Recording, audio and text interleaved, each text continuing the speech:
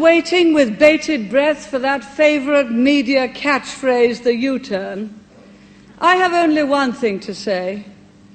U-turn if you want to. The ladies not for turning.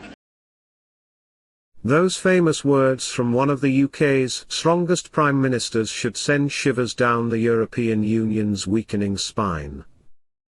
Britain standing tall, after Boris Johnson and Lord Frost slapped their bums and sent them back across the Channel.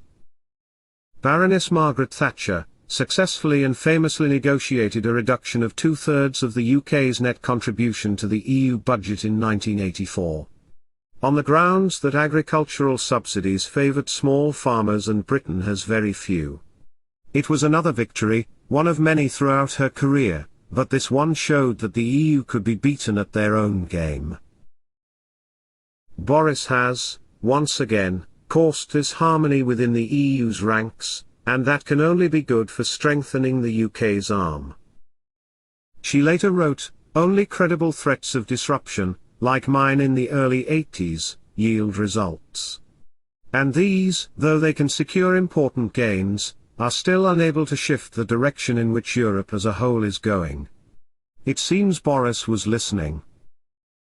It appears though, that the EU leaders are willing to stoop to any means in their demands for our fish, citing an ancient treaty that could make a mockery of our right to take back control of our seas. It turns out that, in 1666, King Charles II gave 50 fishermen from Bruges the right to access UK waters for eternity.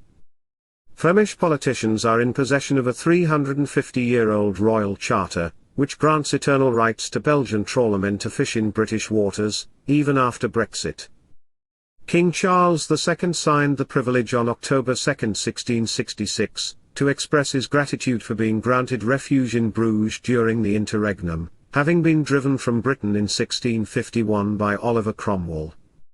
Well, good luck with that. And whilst the EU continue their internal squabbling, Liz Truss, the UK Trade Secretary, will continue to sign more trade deals, with countries more accustomed to democracy. So watering down any losses from a no-deal Brexit. As Baroness Thatcher predicted, Europe will always continue down a federal state route. The French president will be held accountable, if reports from the media, of over 40,000 job losses in the Belgium region of Flanders is true. The report issues a stern warning that a no-deal Brexit would lead to around 42,000 job losses in Belgium, with as many of 2/3 of those in Flanders.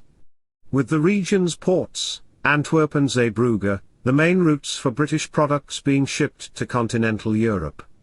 And as much as 8% of Flanders exports go to the UK, which makes it only second to Ireland for reliance on the British market.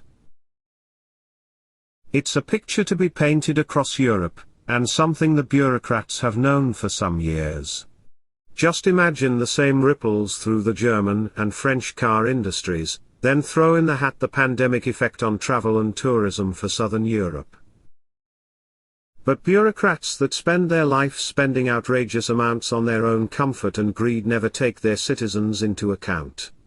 The people of Europe will be the losers. Macron will survive whether he gets re-elected or not. There will always be an overpaid job for him waiting at the Commission. Thank you very much for watching and listening, and please subscribe.